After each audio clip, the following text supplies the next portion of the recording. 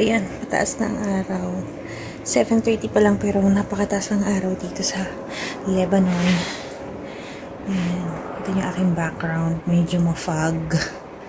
Ayan, nagsisimula na lumamig.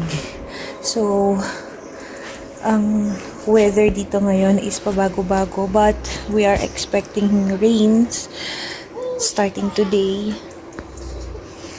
Ayan, sinura na sa baba na, ayan oh. Susunduin na sila ng kanilang service. Hintay na lang siya kasama yung mga pinsan niya. Ayan.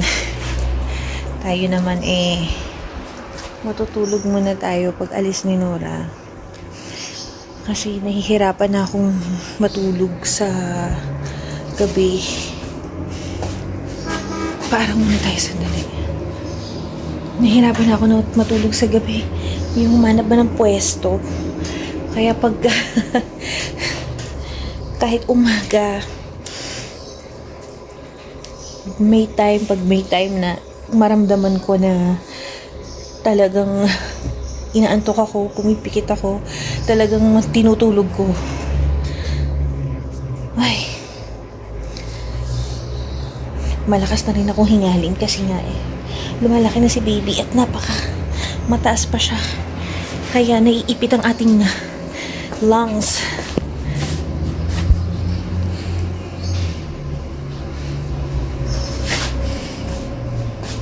Maya-maya, pagka may time, aayusin ko yung cabinet namin.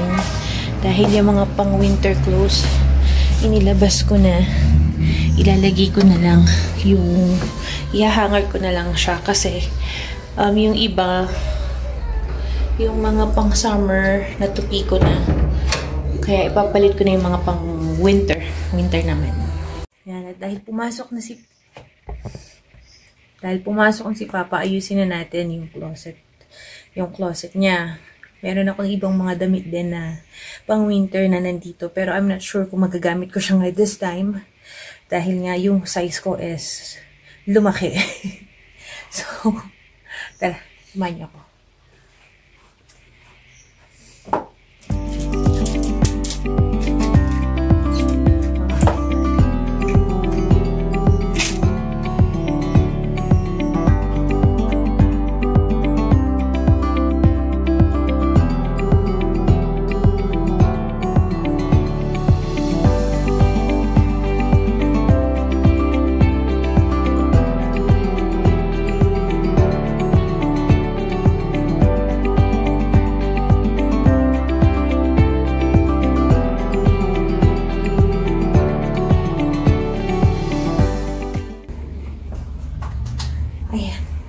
Tigil muna ako. Andiyan na si Nora.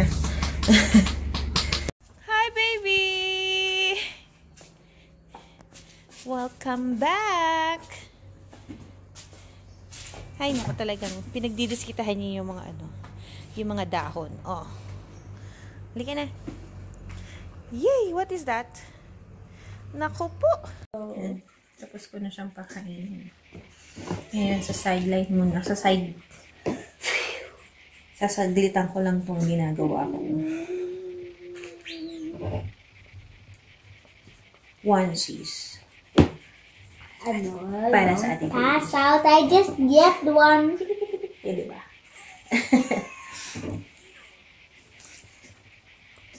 Dahil winter time siya darating. Gagawa ako ng may hoodie.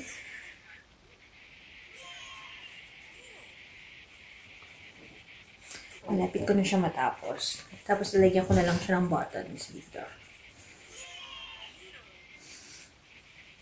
Yeah. Parang maliit yung gawa ko. Parang pang manika lang yung gawa ko.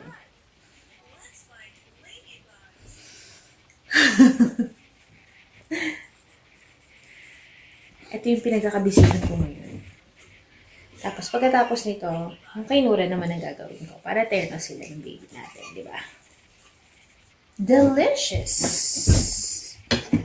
Yummy? But why it's delicious? I put gummy bears. Is it yummy? Which one is yummier? The Philippine mango or Lebanon mango? The Philippines. Philippine mango? Yeah. Tinanong na rin sa akin ni Firas yan, which one is better, Philippine mango or Lebanon mango? I told them Philippines. Philippine mango is better.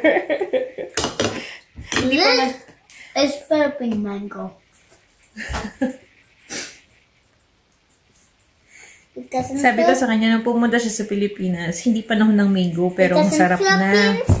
It's orange. In Lebanon, it's green. Sabi ko, nung pumunta siya sa Pilipinas, hindi pa season ng mango yon, pero masarap pa na ang mango. Lalo na kung season ng mango ka dumating, ay naku, everyday mananawa ka. Marami kang dessert na matitikman sa mango flavor.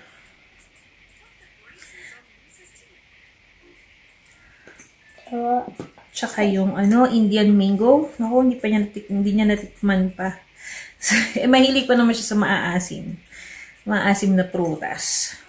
Pero nung pumunta siya, ang talagang gustong-gusto niya kainin nun, mangustin. Gustong-gusto niya talaga. Tsaka, yung longgan and big mango. Lychee. Sarap na sarap siya sa, sa lychee natin.